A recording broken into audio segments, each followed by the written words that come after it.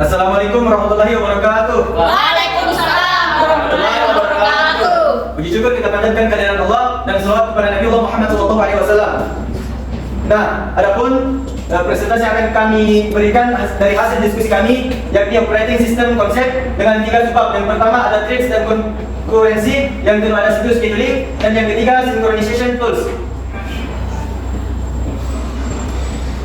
Sebelum kita masuk ke materi, kami akan memperkenalkan anggota-anggota kelompok kami. Yang pertama ada Ahmad Haikal Fikri, kedua saya sendiri, ketiga Nur Afiat, keempat April Rizwan Nathanael Escola, kelima Muhammad Syawal, dan keenam Elzan Desa. Selanjutnya operating system konsep, yang dimana sebuah buku teks klasik yang ditulis oleh Abraham Silvercats, Peter Gelfin, dan Greg Gardner. Buku ini banyak digunakan dalam kuliah universitas dan berfungsi sebagai teks pengantar untuk prinsip-prinsip dasar sistem operasi. Buku ini mencakup berbagai topik seperti manajemen proses, manajemen memori, sistem file, dan keamanan. Dan buku ini juga dikenal karena penjelasannya yang jelas dan cakupan yang komprehensif terhadap konsep-konsep kunci dalam bidang sistem operasi. Selanjutnya kita masuk ke part 1, threads dan konkurensi. Kita masuk pada topik pertama, thread dan konkurensi. Adapun topik dan tujuan pembahasan yang akan kami bahas pada chapter ini yaitu pertama overview, kedua multi-core programming, ketiga multi-threading models, keempat thread libraries, 5 implicit threading, dan terakhir threading issues. Kemudian identifikasi komponen dasar thread dan perbedaan thread dengan proses, menjelaskan keuntungan dan kekurangan merancang multi-thread, menjelaskan bagaimana sistem operasi mewakili thread, dan menjelaskan berbagai teknik threading implisit seperti thread pool, conjoin, dan grand central dispatch. Kemudian kita masuk dalam poin pertama, overview, mengenai apa itu thread. Thread adalah urutan terkecil dari instruksi terprogram dalam suatu proses yang dapat dikelola secara independen oleh penjadwal OS. Satu thread mencakup thread ID, program counter, register, set, dan start. Beberapa thread dapat berada dalam satu proses yang sama, berbagi bagian, kode program, data, dan sumber daya lain yang terkait dengan sistem operasi seperti operasi. Implementasi thread dan proses berbeda antar sistem operasi, namun dalam banyak kasus thread adalah komponen dari suatu proses. Kemudian ada perbedaan antara proses dan thread, yang dimana proses ini biasanya mandiri, pengalaman terpisah, berinteraksi melalui model ITC, peralihan konteks lebih lambat, memungkinkan atau tidak untuk membantu satu sama lain. Kemudian thread sendiri subset dari suatu proses, semua halaman yang sama, variabel, peralihan konteks lebih cepat, dirancang untuk membantu satu sama lain. Apa aplikasi modern saat ini umumnya bersifat multi-thread. Beberapa tugas dalam sebuah aplikasi dapat diimplementasikan dengan beberapa thread yang terpisah. Update display, fetch data, skill checking, unstored network request. Penciptaan proses membutuhkan pekerjaan yang berat, sedangkan penciptaan thread lebih ringan. Menyederhanakan boleh meningkatkan efisiensi, umumnya kernel berjalan secara multi-thread. Nah, kita masuk pada gambar antara single dan multi-thread proses. Sebelah kiri adalah gambar dari single thread proses dan multi-thread proses. Nah, satu kotak ini usulannya itu adalah proses atau biasa umumnya dikenal sebagai proses control block. Nah, dalam proses membuat body section, data section, file section, register section, program counter section, stack section, dan tentunya ada thread. Nah, body section adalah bagian dari memori yang menyimpan instruksi-instruksi yang akan dieksekusi oleh program. Data section adalah untuk menyimpan variabel-variabel dan data lain yang dibutuhkan oleh proses. File section adalah bagian yang menyimpan informasi tentang file-file yang terbuka oleh proses. Register section adalah kumpulan register CPU yang digunakan untuk menyimpan data sementara dan melakukan operasi aritmetika serta logika. Program counter section adalah bagian yang menyimpan halaman instruksi berikutnya yang akan dieksekusi oleh CPU. Dan terakhir, stack section adalah digunakan untuk menyimpan data sementara dan halaman pengembalian saat sebuah fungsi dipanggil dalam proses. Di dalam single thread proses hanya ada satu thread yang bekerja di dalam proses tersebut. Berbeda dengan multi-thread proses di mana ada beberapa thread dalam proses tersebut dengan register, stack, dan PC section yang berbeda. Nah, untuk kode data dan file sectionnya ini adalah sumber daya yang digunakan oleh setiap thread dalam melakukan tugas atau task di dalam proses. Jadi ini tuh bisa disebut sebagai sumber daya yang digunakan oleh thread dalam melakukan pekerjaan-pekerjaan dalam proses. Nah, umumnya thread itu melakukan pekerjaan-pekerjaan dalam proses. Kalau kita ibaratkan di dalam dunia nyata, proses itu seperti sebuah pabrik, sementara trade itu adalah orang-orang yang bekerja di dalam pabrik tersebut. Jadi bayangkan kalau misalnya di dalam sebuah pabrik, di dalam single trade proses hanya ada satu orang yang bekerja di dalam proses tersebut, sementara ada banyak pekerjaan-pekerjaan yang ingin dilakukan oleh trade. Nah, berbeda kalau dalam konsep trade, di mana kalau misalnya di dalam proses atau di dalam analogi pabrik yang sebelumnya ada banyak pekerja yang bisa melakukan pekerjaan di dalam proses tersebut, sehingga pekerjaannya menjadi lebih efisien dan prosesnya menjadi lebih mudah untuk diselesaikan. Nah, ini adalah salah satu arsitektur server web trade, di mana klien akan merequest kepada server, lalu server akan mendengar request dari klien dan akan membuat thread baru untuk mengerjakan request dari klien. Nah, sesudah server membuat thread baru untuk request dari klien, server akan kembali listening atau kembali ready terhadap request baru dari klien. Jadi server ini sifatnya looping. Jika ada request maka akan membuat thread baru. Sementara jika tidak ada request, server akan terus listening terhadap request yang akan datang nantinya. Jadi kalau kita simpulkan, klien itu meminta request sebuah task kepada server, server mendengar request dari klien dan menjembatani request dari klien untuk dieksekusi oleh thread. Thread akan mengeksekusi request dari klien. Kemudian keuntungan dari thread, responsiveness memungkinkan eksekusi lanjutan jika ada bagian dari proses yang diblokir, terutama penting untuk antarmuka pengguna. Resources sharing, thread berbagi sumber daya dari proses lebih mudah daripada share it, memori atau message cache.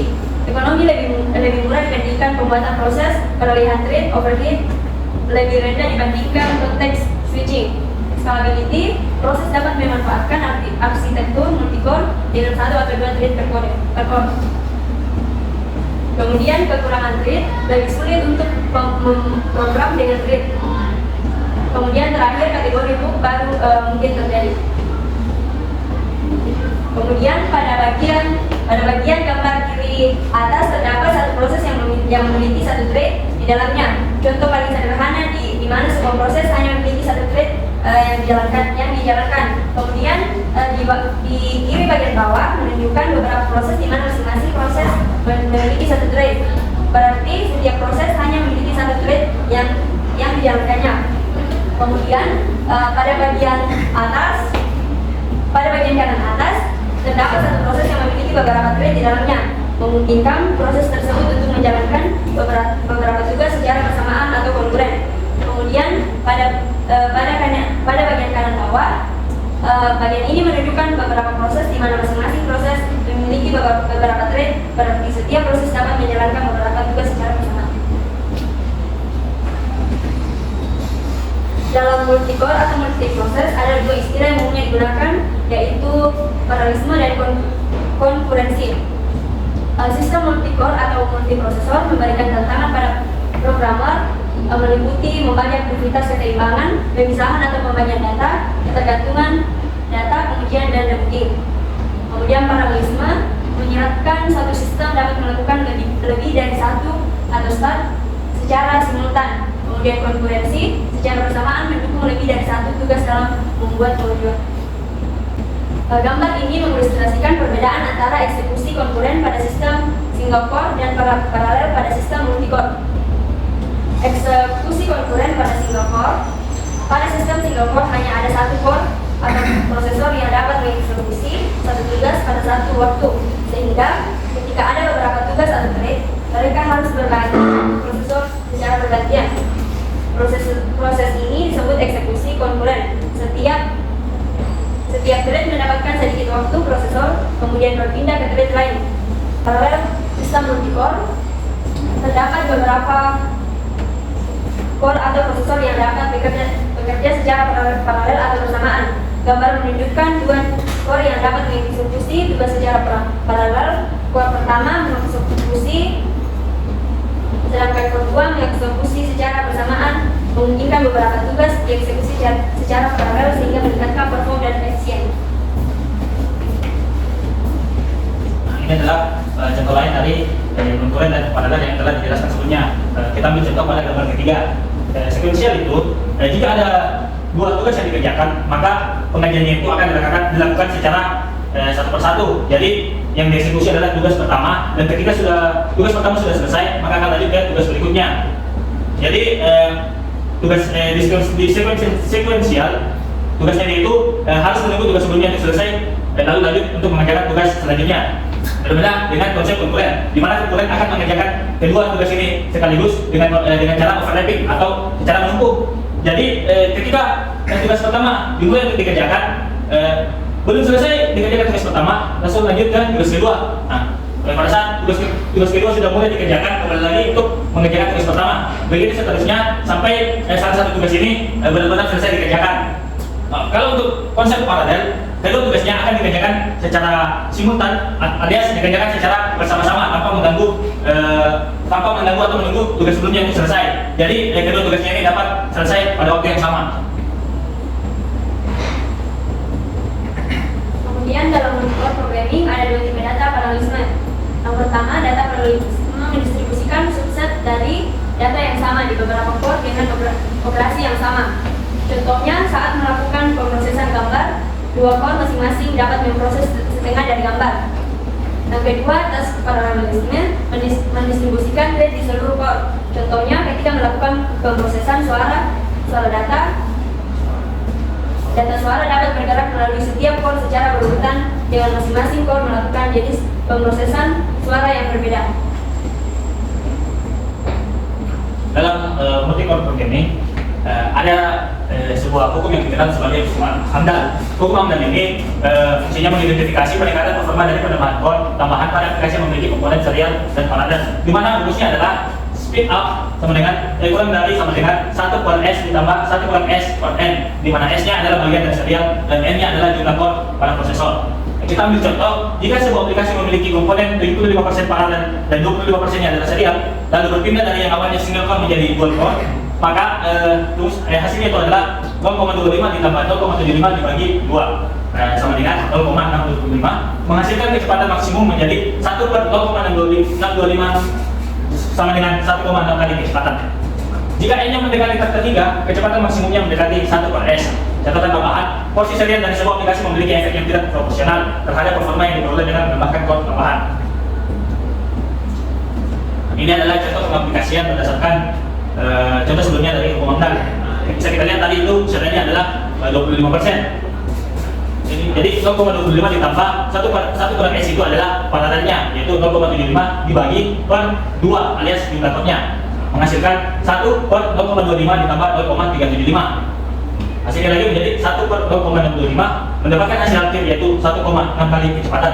Kalau kita lihat pada grafiknya, kira-kira ya, hasil ini berada pada di sini. Karena kecepatan itu sampai 1,6 kali berdasarkan jumlah core-nya itu yaitu 2. Nah, idealnya ketika sebuah aplikasi memiliki komponen paralel yang kurang atau di bawah dari 5%, dia speed up-nya itu berbanding lurus, berbanding linear dengan jumlah prosesornya. Jadi usahakan kalau membuat sebuah program atau aplikasi yang memiliki konsep paralelnya itu lebih besar dari serialnya. Karena dengan jika paralelnya lebih besar dari jumlah serial, menambahkan core akan memberikan impact kepada sistem. Berbeda jika serialnya lebih besar daripada paralelnya. Walaupun ditambahkan beberapa banyak core, kecepatan itu maksimal tidak akan mencapai 2 kali atau maksimal cuma 2 kali kecepatan. Karena serialnya lebih banyak daripada paralelnya. Sehingga usahakan bagian serialnya itu seminimal mungkin ketika kita akan membuat sebuah program atau aplikasi yang sifatnya multi core atau multi processing. Kemudian kita masuk dalam pembahasan poin ketiga, yaitu multi-threading models dan dual level thread. Pertama, user thread. Semua manajemen thread dilakukan oleh aplikasi menggunakan pustaka thread level pengguna. Yang pertama, user library berisi kode untuk membuat thread, menghapus thread, dan menjadwalkan eksekusi thread. Yang kedua, kernel tidak mengetahui keberadaan thread. Contoh utamanya POSIX, Threads, Windows Thread, Java Threads. Kemudian kernel thread, manajemen thread dilakukan oleh kernel. Tidak ada kode manajemen thread di tingkat aplikasi, hanya antarmuka pemrograman aplikasi API ke fasilitas thread kernel. Kernel memelihara informasi konteks untuk proses dan thread. Penjadwalan dilakukan berdasarkan thread. Contoh, hampir ada pada semua sistem operasi termasuk Windows, Solaris, Linux, True64, Unix, Mac OS. Pada gambar, kita dapat melihat bahwa thread memiliki ruang user space atau ruangnya sendiri. Begitu pula dengan kernel thread yang memiliki ruang atau space-nya tersendiri, sehingga user thread dan kernel thread memiliki ruangan atau space yang berbeda. Kemudian ada keuntungan dan kekurangan user thread dan kernel thread.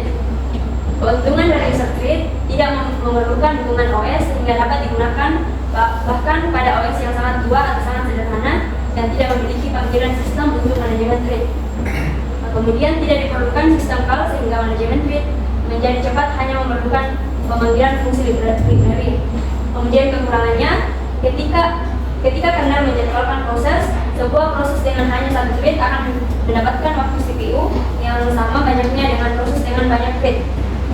Kemudian semua penjadwalan thread di dalam sebuah proses harus dilakukan di tingkat pengguna,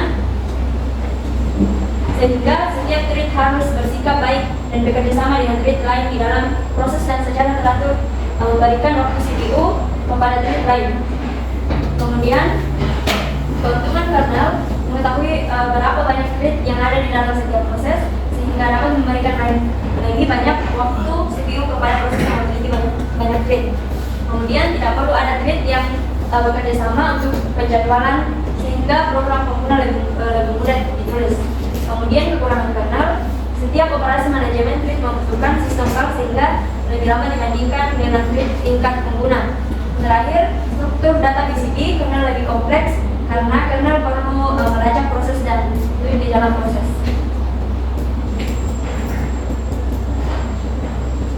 Jika thread tersedia pada tingkat pengguna dan tingkat kernel, maka beberapa thread pengguna biasanya diasosiasikan dengan beberapa thread kernel. Ada beberapa model asosiasi antara user thread dan kernel thread yang memungkinkan, yaitu many to one, one to one, many to many. Kemudian many to one, banyak thread tingkat user yang digunakan ke satu thread kernel. Contohnya Solaris, thread portable, kemudian one to one, setiap user thread dipetakan ke kernel thread, contohnya Windows dan Linux. Kemudian yang terakhir, many to many, memungkinkan banyak thread tingkat user dipetakan ke banyak kernel thread, contohnya Windows dengan paket thread fiber. Kemudian ini adalah gambar dari ketiga multithreading yang sebelumnya saya jelaskan. Kemudian thread library menyediakan API dalam pemrograman untuk membuat dan mengelola thread. Dua cara utama penerapannya. Yang pertama, library sebelumnya berada di user space. Yang kedua, library tingkat kernel yang didukung oleh OS. Adapun poin penting dari ketiga library utama tersebut yaitu POSIX, Bittrex, thread Windows, thread dan thread Java. Bittrex dapat disediakan sebagai tingkat pengguna atau tingkat kernel. API standar POSIX IEEE 1003.1c untuk pembuatan dan sinkronisasi thread. Spesifikasi bukan implementasi. API menentukan perilaku pustaka thread. Implementasi tergantung pada pengembang pustaka. Kemudian umum digunakan dalam sistem operasi Unix. Java threads dikelola oleh JVM. Biasanya diimplementasikan menggunakan threads model yang disediakan oleh OS yang mendasarinya. Java thread dapat dibuat dengan cara extending thread class, menerapkan runnable interface.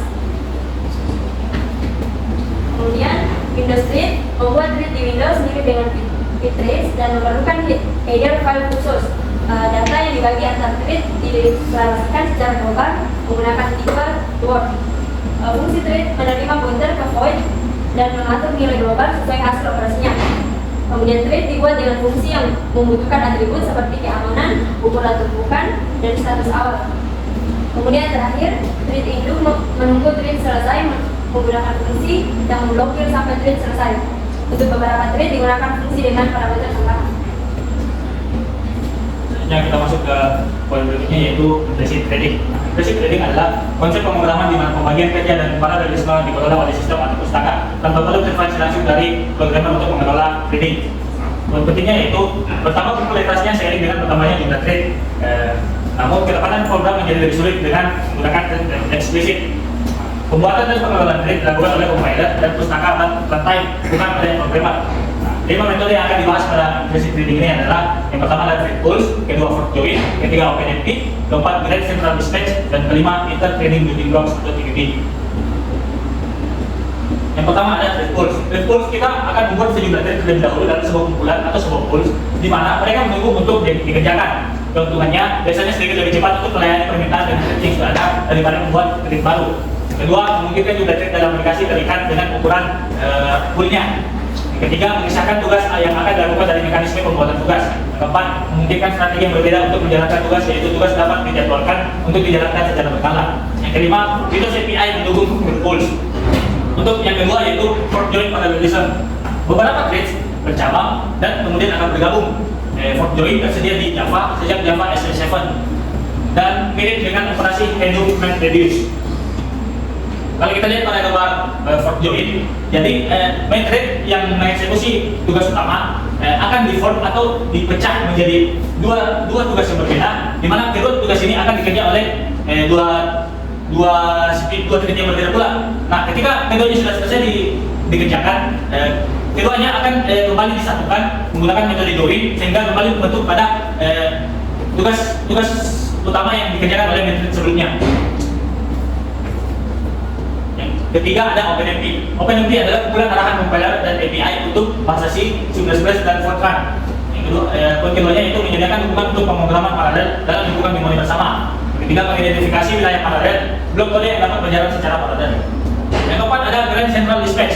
Grand Central Dispatch atau GCD adalah teknologi manajemen thread tingkat rendah dari Apple yang menyediakan yang pertama, dispatch queues untuk mengelola eksekusi tugas komponen. Yang kedua, manajemen threadnya otomatis. Yang ketiga, penggunaan block atau closure untuk kode komponen. Yang keempat, mekanisme sinkronisasi untuk akses data yang aman antar thread. Yang kelima, penyeimbang beban untuk pemanfaatan CPU yang efisien. Nah, di sini membantu pengembang menulis kode komponen secara efisien dan aman dengan menyederhanakan manajemen thread secara manual, sehingga meningkatkan keandalan dan kinerja aplikasi. Yang kelima yaitu Inter-Threading Building Blocks atau TBB. TBB adalah pustaka C++ yang disediakan oleh Intel yang menyediakan antara lain, yang pertama konstruksi tingkat tinggi untuk paralelisme tugas dan data. Kedua, manajemen memorinya komponen yang aman. Yang ketiga, kontainer datanya thread safe. Yang keempat, penjadwalan tugas yang efisien dan portable. Yang kelima, optimasi untuk arsitektur multi-core Intel. TBB memudahkan pengembangan aplikasi paralel dengan abstraksi tingkat tinggi dan menghindari kesalahan umum dalam pemrograman multithread serta memanfaatkan fitur-fitur khusus prosesor Intel. Poin selanjutnya adalah reading issue. Di sini kita akan membahas beberapa hal yang perlu diperhatikan dalam mendesain program multi-threaded. Yang pertama ada the fork dan execute system call. Pemilihan versi fork bergantung pada apakah execute dipanggil segera setelahnya atau tidak, karena execute menggantikan seluruh proses. Yang kedua, signal handling. Sinyal dapat dikirim ke proses atau thread tertentu dan ditangani oleh header default atau yang didefinisikan pengguna. Yang ketiga ada thread cancellation. Pembatalan thread bisa asinkronus atau langsung atau diperiksa secara berkala dengan thread cancel function dan thread test cancel function untuk penanganan aman.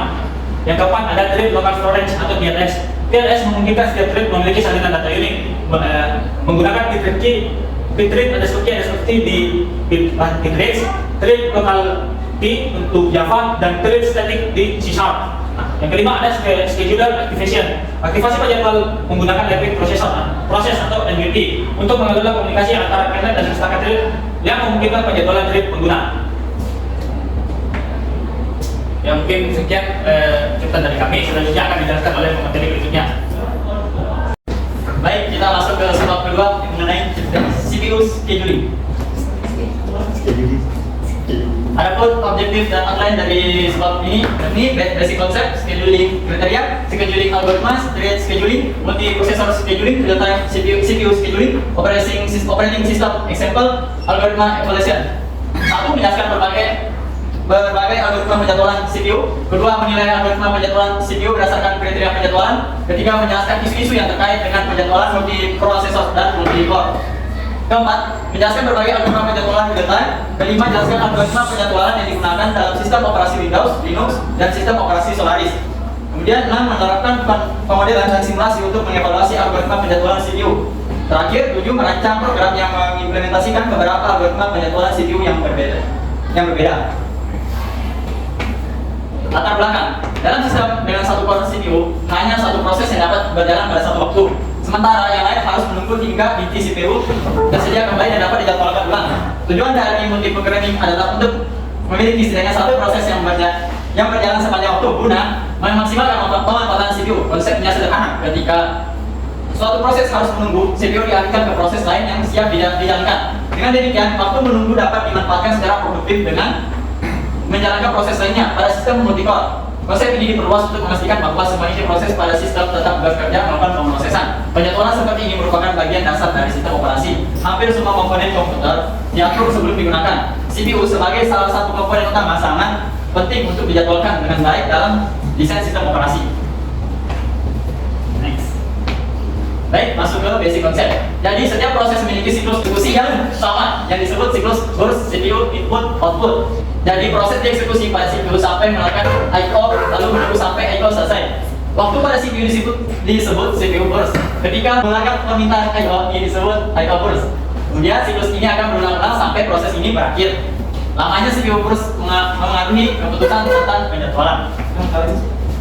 Ya, masuk ke CPU scheduling. Jadi ketika proses yang sedang berjalan dihapus dari CPU, sistem operasi harus menjalankan selanjutnya. Ini adalah peran dari CPU scheduling. Kemudian satu atau lebih antrian dari proses yang disiap dijalankan disimpan di dalam memori yang disebut antrian siap. CPU sekunder memilih di antara proses-proses dalam antrian siap dan mengalokasikan inti CPU ke salah satu dari mereka.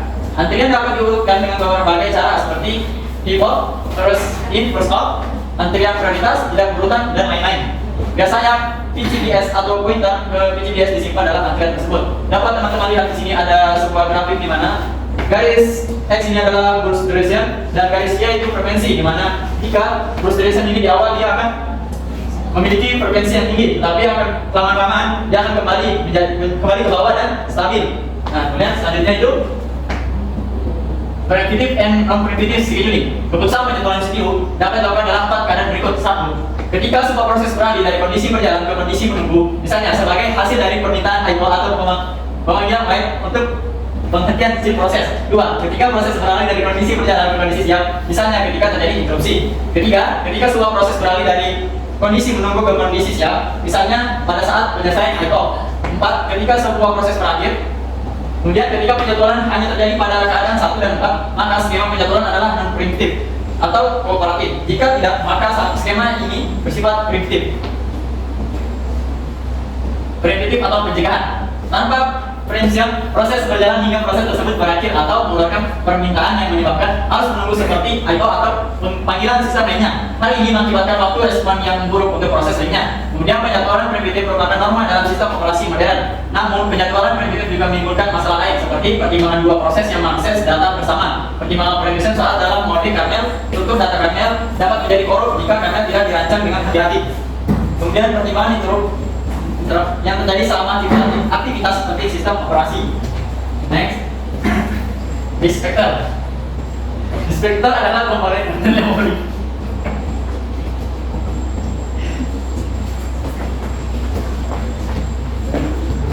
Satu. AW. Masuk ke dispector. Dispector adalah komponen kernel yang memberikan kontrol CPU ke proses yang dipilih oleh penjadwalan jangka pendek. Hal ini termasuk beralih konteks, beralih ke mode pengguna, kemudian melakukan kolokasi yang tepat dalam program pengguna untuk memulai ulang program tersebut, membuat isinya. Jadi dispector harus secepat mungkin karena dispector dipanggil pada setiap peralihan konteks. Waktu yang diperlukan dispector untuk menghentikan satu proses dan memulai proses lain yang sedang berjalan dikenal sebagai dispector latensi. Oke, lanjut. Kriteria scheduling. Jadi 1. CPU utilization, menjaga agar CPU tetap sesibuk mungkin. Kemudian transport, jumlah proses yang menyelesaikan eksekusi per unit waktu. Kemudian turnaround time, jumlah waktu untuk menjalankan proses tertentu termasuk waktu tunggu. Kemudian waiting time, jumlah waktu yang dibutuhkan sebuah proses untuk menunggu dalam antrian siap. Kemudian response time, jumlah waktu yang diperlukan dari saat permintaan diajukan hingga respon pertama dan sikap keluar, yaitu untuk lingkungan pembagian waktu. Next itu algoritma scheduling. Jadi kita masuk di algoritma scheduling mengenai first come first served scheduling, FCFS.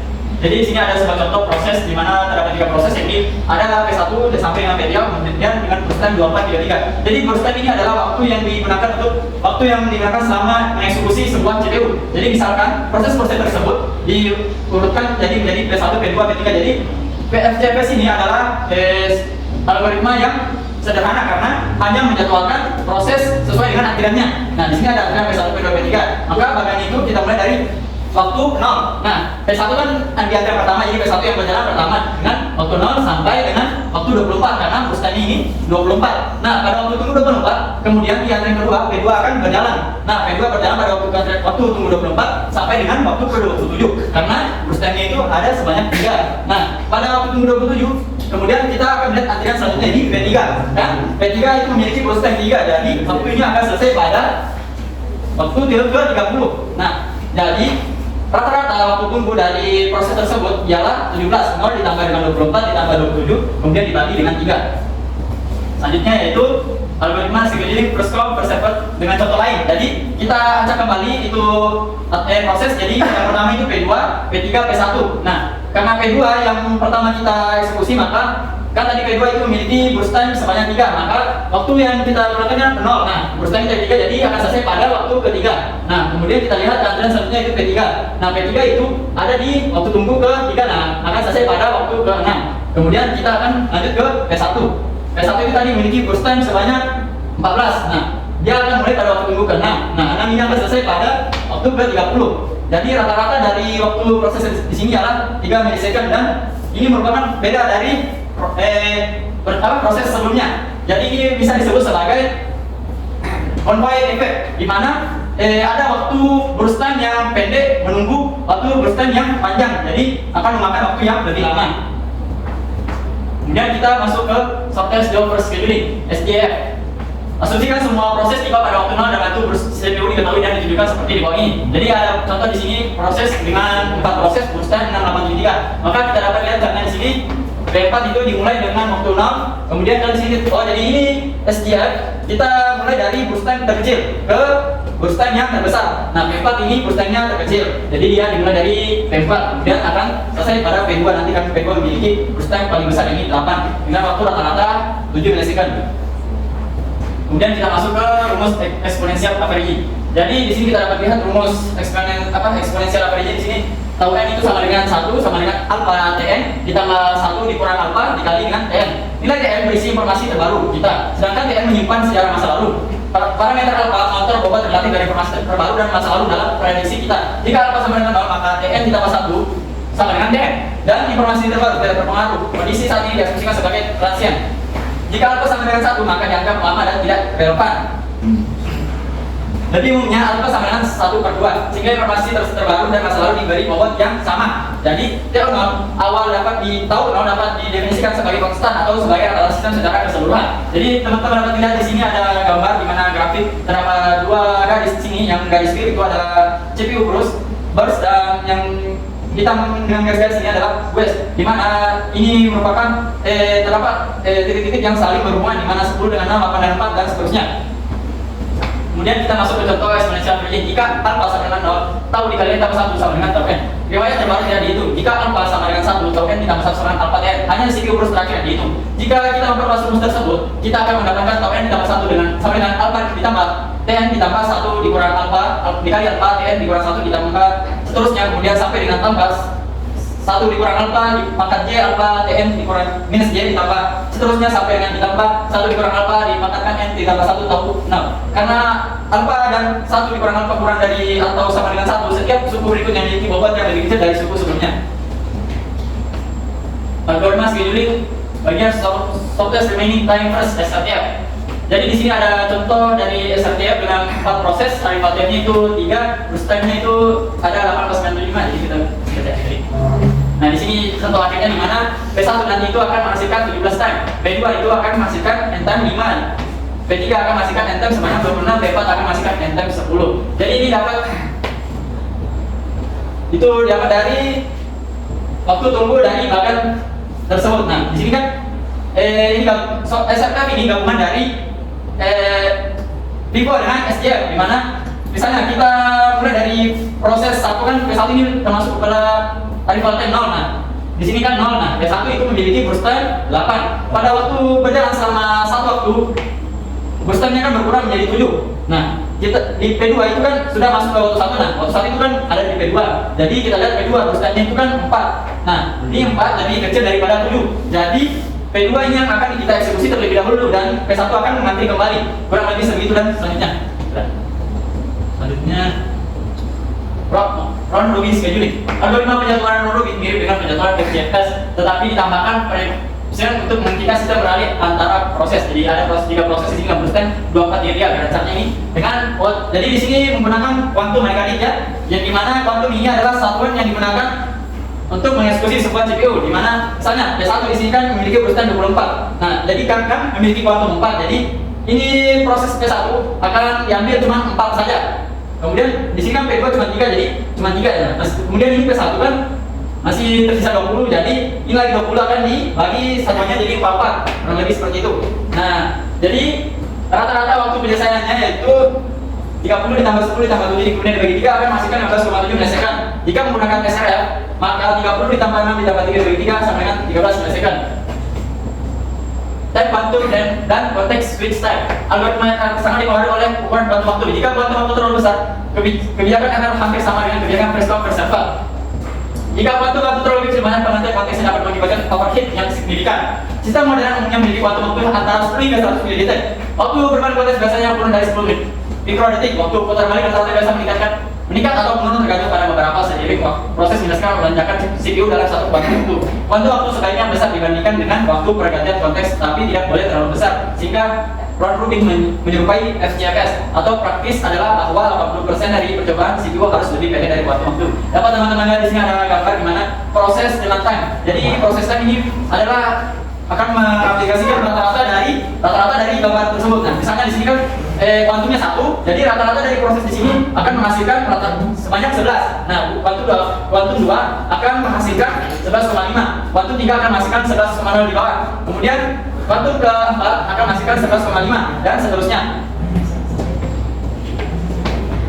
Kemudian priority scheduling. Jadi priority scheduling ini akan mengeksekusi sesuai dengan prioritasnya, mulai dari 1 sampai seterusnya. Nah, di sini kita dapat lihat prioritasnya itu 1. Nah, saat ini ada di proses P2, jadi P2 yang akan dieksekusi terlebih dahulu. Setelah P2 dieksekusi, kita lihat lagi prioritasnya. Nah, prioritas P2 itu ada di proses kelima. Nah, kemudian setelah P1 selesai, maka proses 5 yang akan dieksekusi sampai seterusnya. Dan rata-ratanya yang akan didapat dari waktu tunggu proses di bagan gancar ini akan menghasilkan time sebanyak 8,2 milisekund.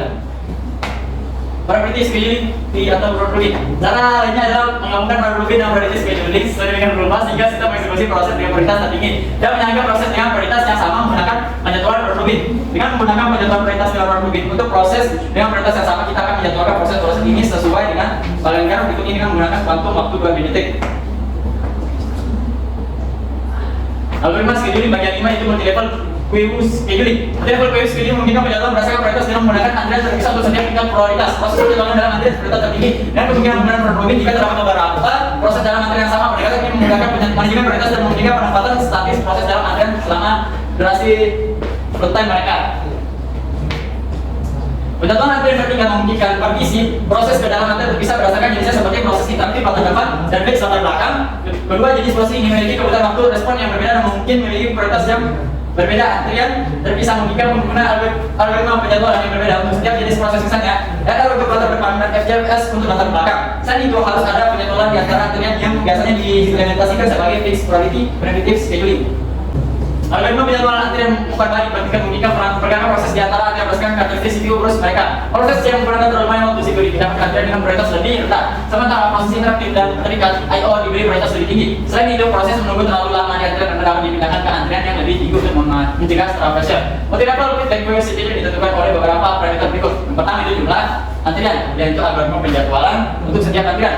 Metode yang digunakan untuk menentukan kapan harus mengupgrade sebuah proses. Kemudian itu metode yang digunakan untuk menentukan kapan harus menurunkan proses. Terakhir itu metode yang digunakan untuk menentukan antrian mana yang akan dimasuki oleh sebuah proses ketika proses tersebut membutuhkan banyak. Contoh multi-level feedback queue 3 antrian. Jadi terdapat di sini ada 3 antrian yaitu channel di 1 Q2 di mana channel itu menggunakan metode error probit dengan kuantum waktu 8 mili-detik. Kemudian Q1 itu menggunakan metode error probit dengan kuantum waktu 16 mili-detik, dan Q2 itu menggunakan metode FCFS, first come first served. Kemudian penjadwalan sebuah job memasuki antrian final yang dilayani di area dengan Q8. Ketika mendapatkan CPU job menerima 8 mili-detik. Jika tidak selesai dalam 8 mili-detik, job dipindahkan ke antrian Q1. Pada Q1 job kembali dilayani dengan metode error probit dengan Q16 dan menerima 16 mili-detik tambahan. Jika masih belum selesai, job tersebut didahulukan dan dipindahkan ke antrian Q2. Contention scope. Jadi tingkat pengguna dan tingkat karena dijadwalkan secara berbeda. Ketika didukung oleh kernel, dijadwalkan dengan proses perlu diingat. Thread kemudian dipetakan ke thread kernel. Pertanyaan, apakah semua thread dari semua proses bersaing untuk mendapatkan CPU secara merata, atau apakah thread dari setiap proses bersaing satu sama lain mendapatkan CPU dengan setiap proses diberi bagi waktu CPU? Jadi ini adalah pertanyaan tentang ruang lingkup perebutan thread mana yang bersaing dengan thread lain. Kemudian yaitu berkompetisi untuk mendapatkan CPU. Ada dua jenis, perebutan proses contention scope dan perebutan sistem contention scope.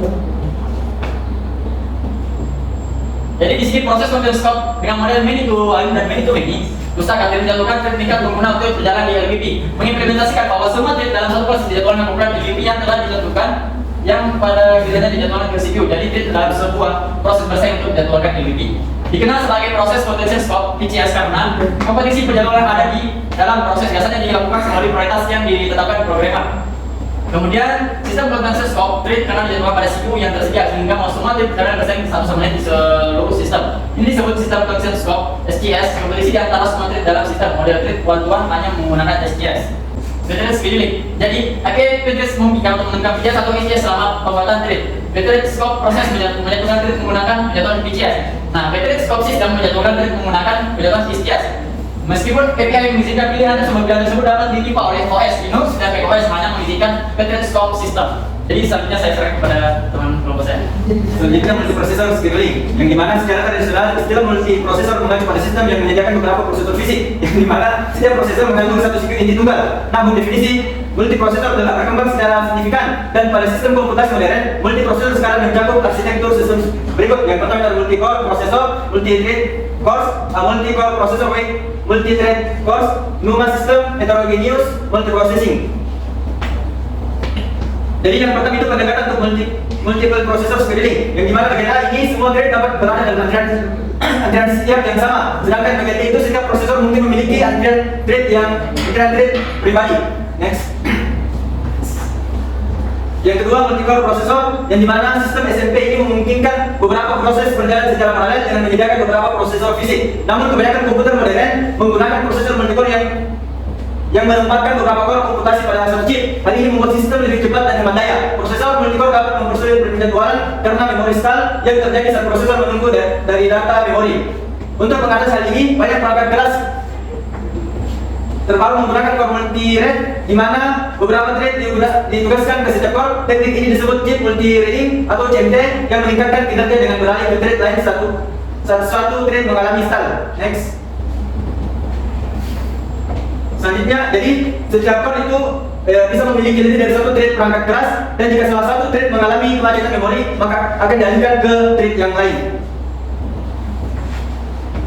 Selanjutnya, di sini chip multi-threading atau CMT memberikan setiap core beberapa hardware thread. Bisa dilihat contohnya di sini, setiap core memiliki 2 hardware, dan selanjutnya pada sistem quad core dengan 2 hardware threads per core, sistem operasi memiliki 8 prosesor logis.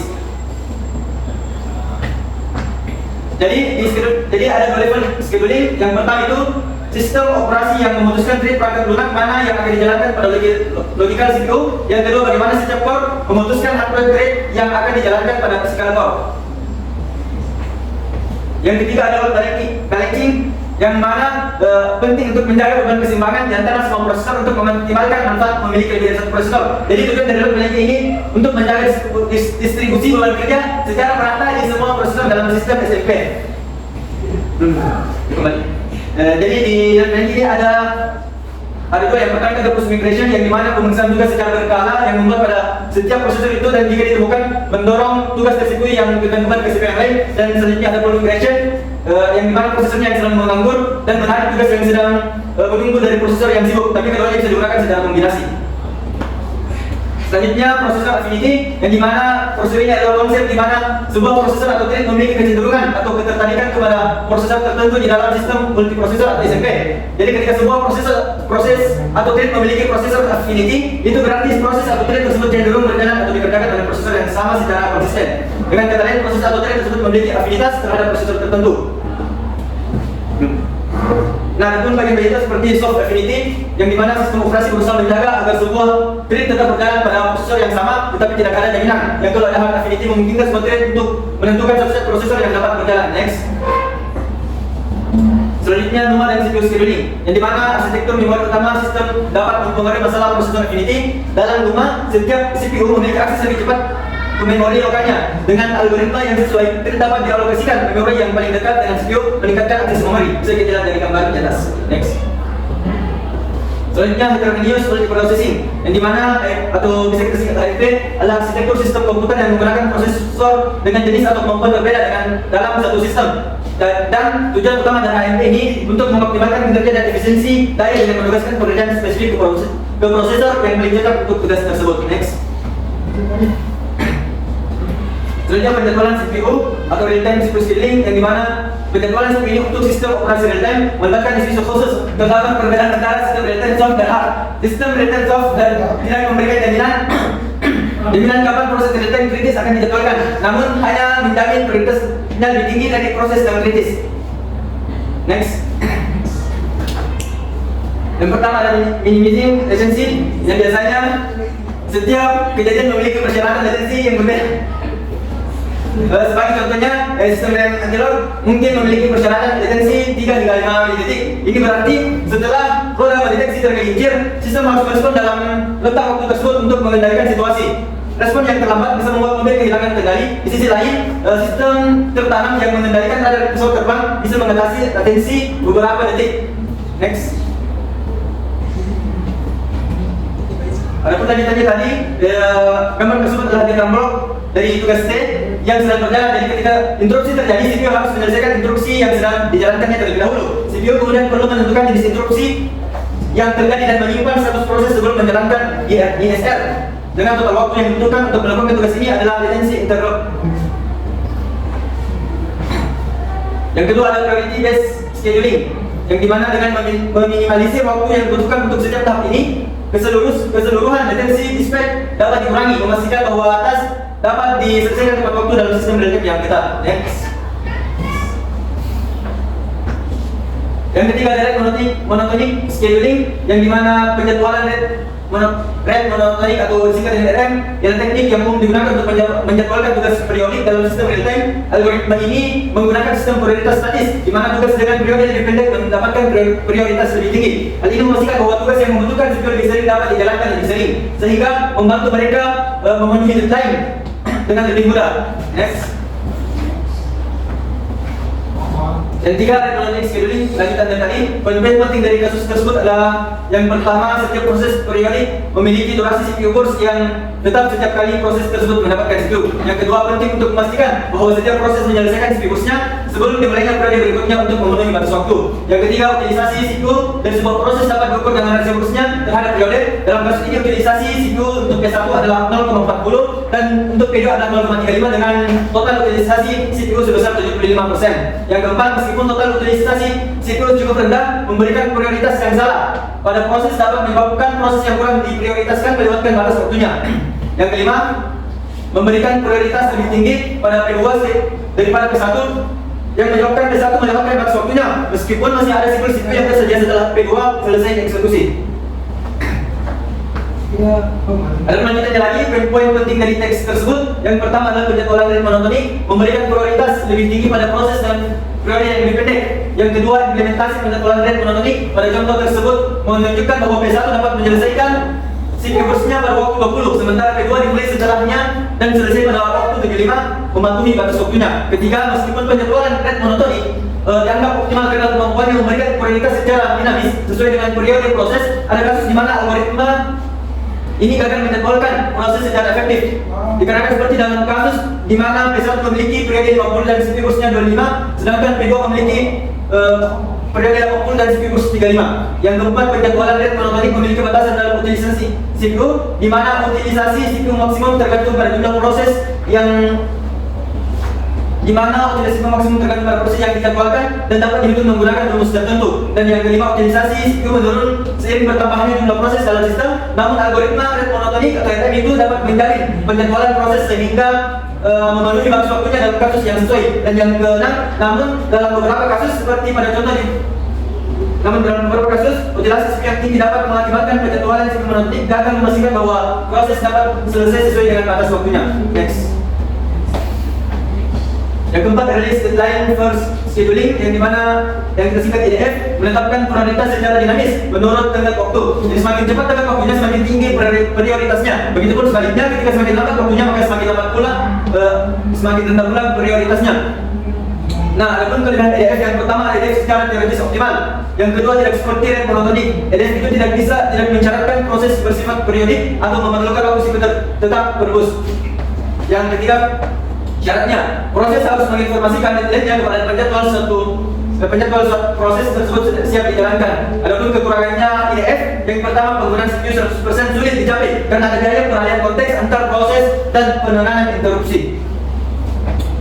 Oke, sambungan. Kekurangannya tadi yang pertama, proses P1 memiliki deadline terdekat dari 50 sehingga awalnya diprioritaskan. Kedua, P2 mulai berjalan setelah P1 selesai. Yang ketiga, EDF berbeda dengan rate monotonik. EDF mengizinkan P2 terus berjalan meski periode P1 berikutnya dimulai time 50. Ini terjadi dikarenakan deadline P2 time 80 lebih awal dari P1 time 100. Jadi hasilnya akibatnya P2 proses memenuhi deadline pertamanya.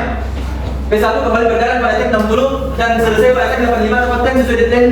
Keduanya time 100. P2 kemudian berjalan namun interupsi P1 pada awal periode berikutnya time 100. Ini karena P1 memiliki deadline lebih awal atau time 150 dibandingkan P2 time 160. P1 selesai pada waktu 125 dan P2 melanjutkan eksekusinya hingga selesai pada waktu 145 tepat waktu sesuai deadline-nya. Next. Yang kelima ada proportional share scheduling, yang dimana penjadwalan pembagian proporsional beroperasi dengan cara mengalokasikan T bagian di antara semua aplikasi. Setiap aplikasi dapat menerima N bagian waktu, memastikan bahwa aplikasi tersebut akan memiliki N per 10 dari total waktu prosesor. Next.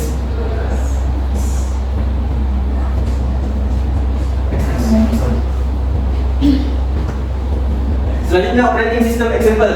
Di sini kita lanjutkan dengan penjelasan tentang kebijakan penjadwalan dalam sistem operasi Linux, Windows, dan Solaris.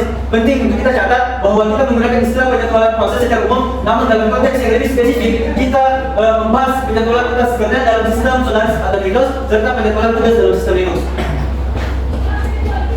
Jadi yang pertama adalah example Linux scheduling, yang dimana pada program menggunakan C++ dan membuat beberapa tes atau thread dalam program untuk menunjukkan kebijakan penjadwalan sistem. Yang kedua ada 3 kebijakan penjadwalan utama yang digunakan: SCHD, order, script, SCHD underscore FIFO dan SCHD underscore RR. Jadi yang ketiga itu file header yang digunakan adalah pthread TJH untuk definisi fungsi dan makro terkait utas, serta STDH untuk fungsi input output standar. Selanjutnya ada variabel yang dideklarasikan dalam fungsi utama termasuk NUN,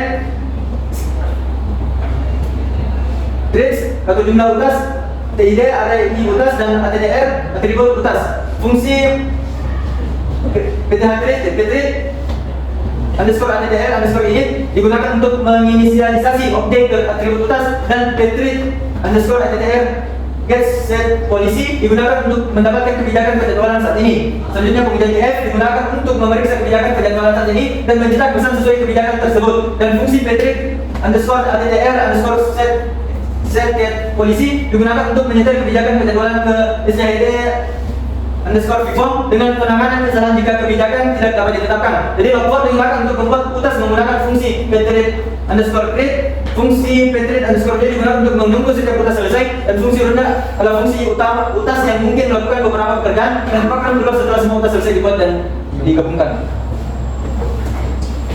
Jadi yang selanjutnya itu penjadwalan CVS Linux menyediakan algoritma efisien untuk memilih tugas mana yang akan dijalankan selanjutnya. Jadi ibaratnya yang pertama itu pohon pencarian biner berwarna merah hitam digunakan adalah struktur data yang terstandar. Setiap tugas yang dapat dijalankan ditempatkan di pohon ini. Yang kedua, runtime adalah nilai yang terkait dengan setiap tugas yang pada dasarnya adalah jumlah waktu pemrosesan yang telah diberikan kepada tugas tersebut. Jadi tugas dengan setiap nilai lebih kecil setelah menerima lebih sedikit waktu pemrosesan CPU. Next. Jadi akses memori pernah dapat terjadi karena ada dua alasan. Yang pertama, cache perlu invalidate. CPU memiliki cache yang menyimpan salinan data dari memori utama. Ketika data di memori utama berubah, cache menjadi basis out of date dan perlu invalidate atau dihapus sebelum data baru dapat dibaca dari memori utama. Yang kedua, waktu akses memori lebih lama dari sistem NUMA atau non-uniform memory access adalah sistem di mana waktu yang dibutuhkan untuk mengakses memori utama bervariasi tergantung pada lokasinya relatif terhadap CPU. Jadi untuk mengatasi masalah ini, Linux menggunakan sistem domain penjadwalan berjenjang, di mana domain ini di mana domain penjadwalan adalah kumpulan core CPU yang dapat dibagi satu sama lain. Yang pertama itu domain 0 dan domain 1, yang setiap core CPU mungkin memiliki cache L1 sendiri, tetapi pasang-pasangan core berbagi cache L2. Oleh karena itu, core dikelompokkan ke dalam domain 0 dan domain 1 berdasarkan cache L2 yang mereka bagikan. Selanjutnya domain 0 dan domain 1 mungkin berbagi cache L3, mereka kemudian dikelompokkan ke dalam domain 3 prosesor yang juga dikenal sebagai NUMA. Yang kedua, example Windows scheduling. Jadi pentingnya itu yang pertama adalah algoritma penjadwalan, yang dimana Windows menggunakan algoritma penjadwalan preventif berbasis prioritas, di mana thread dapat prioritas tertinggi akan selalu dapat prioritas untuk dijalankan di CPU. Yang kedua, level prioritas, yang dimana thread diberikan level prioritas dari 0 yang paling rendah hingga 31 yang paling tertinggi dengan dua kelas utama. Yang pertama prioritas variabel level 1 hingga level 15 dan prioritas real time level 16 hingga 31. Yang ketiga ada kelas prioritas variabel, di mana thread dalam kelas ini memiliki prioritas yang dapat disesuaikan secara dinamis. Yang pertama deterministis modeling, di mana waktu tunggu adalah 0 milidetik untuk proses P1, 10 milidetik untuk proses P2, dan 39 milidetik untuk proses P3, dan 40 milidetik untuk proses P4, dan 49 milidetik untuk proses P5. Dengan demikian, waktu tunggu rata-ratanya adalah 0 tambah 10 tambah 39 tambah 42 tambah 49 bagi 5 sama dengan 28 milidetik. Jadi, dengan penjadwalan yang non-preemptif, kami menjalankan proses berikut. Jadi, waktu tunggu adalah 10 milidetik untuk proses P1, 32 milidetik untuk proses P2, dan 0 milidetik untuk proses P3, 3 milidetik untuk proses P4, dan 20 milidetik untuk proses P5. Dengan demikian, waktu rata-rata adalah 10 tambah 32 tambah 0 tambah 3 tambah 20 bagi 5 sama dengan 13 milidetik. Selanjutnya algoritma simulation yang pertama deterministis modeling. Jadi waktu tunggu dari kemudian hasil waktu tunggu adalah 0 milidetik untuk proses P1, 32 milidetik untuk proses P2, 20 milidetik untuk proses P3, 23 milidetik untuk proses P4, dan 40 milidetik untuk P5. Dengan demikian waktu rata-rata adalah 23 milidetik. Jadi yang kedua itu ada queuing models, jadi mana tempenya yang pertama variabel proses, kedua distribusi bus CPU dan I/O, yang ketiga distribusi kedatangan proses, keempat analisis jaringan antrian, kelima rumus detail, jaringan rumusnya, dan yang selanjutnya adalah penggunaan dan keterbatasan. Jadi kegunaan yang kita baca ini analisis jaringan antrian berguna untuk membandingkan algoritma penjadwalan, tetapi terbatas pada jenis algoritma dan distribusi tertentu. Ketika simulasi, jadi ada 3 metode untuk menghasilkan data untuk menjalankan simulasi. Yang pertama, menggunakan pembangkit tegangan acak yang diprogram untuk menghasilkan proses, waktu CPU, kedatangan, keberangkatan, dan lainnya sesuai dengan distribusi probabilitas tertentu. Yang kedua, distribusi empiris, di mana pengukurannya diambil dari sistem aktual yang sedang dipelajari ketika menggunakan Federated atau trace space yang dibuat dengan membantu sistem nyata dan merekam urutan kejadian aktual. Keempat, implementation. Jadi untuk evaluasi algoritma penjadwalan yang akurat, pendekatan terbaik adalah mengimplementasikan algoritma tersebut langsung pada sistem operasi dan mengujinya dalam kondisi operasi nyata. Selanjutnya kita masuk ke part 3, sinkronisasi tools. Selanjutnya synchronization tools. Ada objektif dan outline-nya yaitu yang pertama background, yang kedua digitalization problem, yang ketiga super solution, Peterson solution, yang keempat hardware support for synchronization, yang kelima multi-box, yang keenam semaphores, yang ketujuh monitors, dan kedelapan readiness. Pada materi ini kami akan menjelaskan digitalization problem dan menjelaskan distribution, menjelaskan solusi perangkat keras terhadap masalah bagian kritis menggunakan memori baris, operasi compare and sweep, dan variabel atomik, dan mendemonstrasikan bagaimana multi-box, semaphores, monitors, dan condition variables untuk penyelesaian digitalization problem. Adapun latar belakangnya, yaitu penjadwalan CPU adalah proses penting dalam sistem komputer yang mengatur eksekusi proses, baik secara bersamaan maupun sejajar. Konkurensi adalah kemampuan sistem untuk menangani banyak tugas bersamaan, sementara sejajar adalah kemampuan sistem untuk menjalankan beberapa instruksi secara bersamaan pada inti pemrosesan terpisah. Untuk menghindari race collision dan memastikan konsistensi data, sinkronisasi diperlukan. Ini memastikan bahwa hanya satu proses pada satu waktu yang dapat mengakses sumber daya bersama, menggunakan alat seperti kunci atau semafor untuk mengkoordinasikan akses.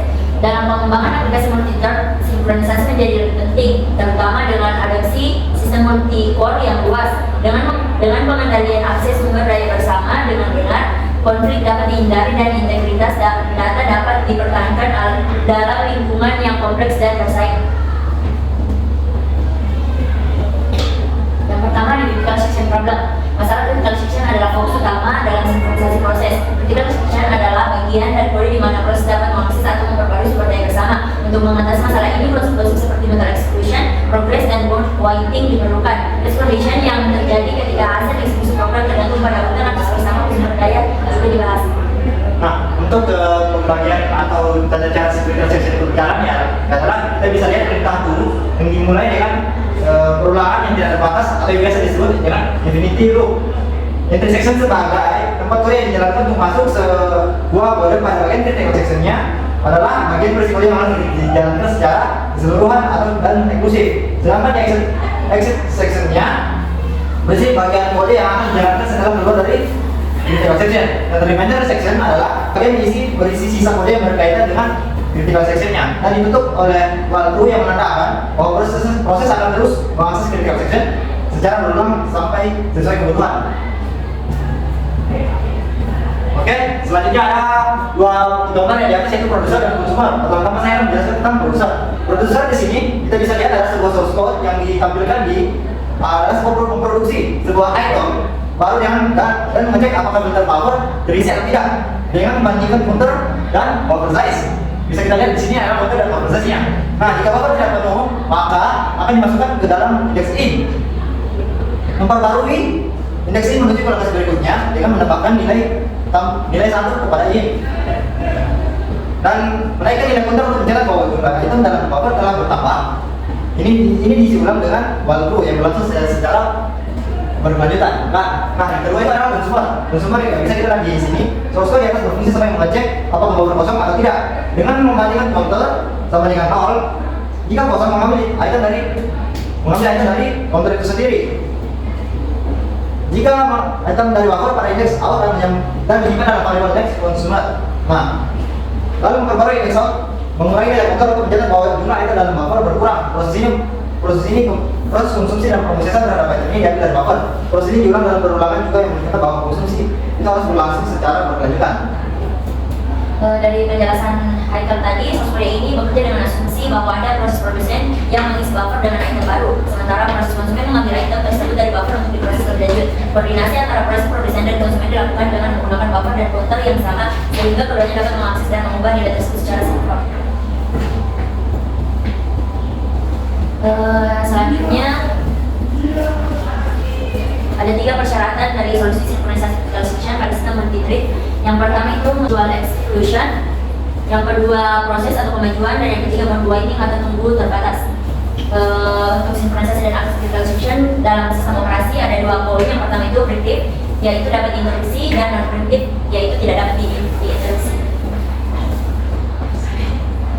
Nah, selanjutnya adalah kondisi resolution, yaitu jika kita bisa lihat dalam gambar di atas, yaitu adalah penggunaan P0 dan P1 yang membuat proses induk P0 dan P1 yang membuat prosesnya menggunakan sistem clock secara bersamaan atau konkurensi. Penggunaan dua proses P0 dan P1 dimaksudkan untuk mengilustrasikan potensi dari resolution itu sendiri. Pada variabel kernel next available speed, saat kedua proses itu mengakses bersamaan untuk mendapatkan speed untuk proses secara baru dengan menggunakan sistem panggilan fork. Selanjutnya Peterson solution. Solusi Peterson adalah teknik klasik untuk mengatasi resolution dalam sistem dengan 2 proses atau lebih yang berbagi sumber daya. Ini menggunakan 2 variabel, yaitu flag dan turn, untuk mengizinkan kedua proses mengetahui status satu sama lain dan mengatur giliran mereka untuk mengakses sumber daya bersama. Oke, kita bisa lihat di atas adalah ada dua contoh gambar. Yang pertama gambar di atas itu adalah menunjukkan visi layout untuk sebuah algoritma sinkronisasi untuk bertujuan memastikan mutual exclusionnya ketika beberapa thread yang ingin menghasilkan critical section. Algoritma ini menggunakan dua variabel yaitu flag and while. Untuk penjelasan lebih lanjut kita bisa nonton pada sesi tanya jawab. Nah, yang kedua itu adalah gambar yang kedua ini mengilustrasikan potensi masalah dalam eksekusi instruksi pada program multithread. Output yang diharapkan adalah 100. Namun operasi untuk thread kedua ini mungkin diubah rutenya atau reorder oleh kompiler atau prosesor itu sendiri. Jika terjadi reordering instruksi seperti itu, output bisa menjadi 0 sebagai efek berubah jadi 0 sebagai efek dari reordering instruksi bagian pada bawah gambar menunjukkan bahwa kedua proses bisa berada dalam critical section mereka pada saat yang sama, yang merupakan situasi yang seharusnya dihindari dalam sinkronisasi proses paralel. Selanjutnya transfer for synchronization. Dukungan perangkat keras untuk sinkronisasi dan instruksi seperti yang pada memori, petunjuk perangkat keras dan variabel atau instruksi ini memberikan operasi primitif yang mendukung sinkronisasi atau membentuk dasar untuk mekanisme sinkronisasi yang lebih abstrak. Dengan menggunakan instruksi ini, pengembang dapat mengimplementasikan operasi-operasi sinkronisasi seperti penguncian, semafor, atau teks dan kode mereka. Ini memungkinkan pengambilan akses yang aman ke sumber daya bersama dan memastikan integritas data dalam lingkungan konkuren. Adapun dari penjelasan pada gambar di atas untuk thread 1, memori variant ditambahkan setelah while not flag untuk memastikan bahwa kondisi while tidak dieksekusi ulang setelah print x dijalankan. Untuk thread 2, memanggil memori variant setelah mengisi nilai 100 ke variabel x. Tujuannya adalah untuk memastikan bahwa pengisian nilai 100 ke x ini selesai dilakukan sebelum kita mengubah nilai flag menjadi true. Dengan begitu, ketika thread 1 memastikan nilai x, dia pasti sudah melihat nilai x yang benar yaitu 100. Selanjutnya, compare and swap. Operasi compare and swap dieksekusi secara atomik, yang berarti operasi tersebut tidak dapat interupsi atau dibagi oleh operasi lain di tengah jalan. Mengembalikan nilai asli dari parameter yang dilewati. Fungsi ini mengembalikan nilai asli dari variabel yang dilewati sebagai parameter sebelum perubahan dilakukan. Mengatur nilai variabel, fungsi ini mengatur nilai variabel ke nilai baru yang dilewati sebagai parameter, tetapi hanya jika nilai variabel saat ini sama dengan nilai yang diharapkan. Artinya pertukaran hanya terjadi jika kondisi value sama dengan expect benar. Nah, untuk contoh gambar di atas, lagi saya akan menjelaskan tentang compare and swap. Pada gambar yang pertama, kita melihat definisi compare and swap yang berisi tentang integer value, integer expected, dan integer new value. Nah, saya akan menjelaskan fungsi tersebut. Fungsi tersebut menerima tiga parameter. Seperti saya bilang tadi, memiliki tiga fungsi, yaitu value, expected, dan new value yang fungsi melakukan operasi perbandingan dan pembaruan secara atomik pada parameter value. Dengan memeriksa apakah nilainya sama dengan nilainya sama dengan expected, maka jika ia memperbarui nilai menjadi nilai value, fungsi ini mengembalikan nilai awal dari value itu sendiri. Nah, untuk gambar yang kedua adalah pengimplementasian dari pinlock. Pinlock dalam konteks gambar di atas adalah pemrograman multithread kode tersebut memasuki loop tak batas atau infinite loop yang terus menjawab untuk memperoleh kunci integer bersama yang diinisialisasikan sebagai 0. Nah, jika berhasil bagian itu saat eksekusi kemudian mengatur kembali ke kunci 0 sebelum keluar. Selanjutnya, atomik variabel. Variabel atomik yang menyediakan pembaruan atomik atau tidak terputus pada tipe dasar seperti integer dan boolean. Sebagai contoh, operasi increment pada variabel atau sequence memastikan bahwa sequence diimplementasi tanpa interupsi. Seperti pada sequence. Dengan menggunakan operasi ini, kita dapat melakukan operasi penambahan secara aman pada sequence tanpa khawatir terjadi interupsi atau overproduction. Nah, saya akan menjelaskan lagi. Gambar di atas adalah script penjelasan di atas itu mengimplementasikan dalam gambar merupakan cara yang aman dan efektif untuk menambah nilai variabel integer atomik dalam program multithread. Script ini menggunakan algoritma yang memastikan bahwa satu thread yang dapat mengubah nilai hanya satu thread yang mengubah variabel integer atomik pada satu waktu, sehingga responnya tidak akan terjadi. Selanjutnya, mutex ataupun mutex memastikan bahwa ada satu proses pada satu waktu yang dapat menjalankan bagian teks kode. Ini dilakukan dengan mengunci dan membuka kunci akses ke sumber daya bersama dan setelah proses selesai.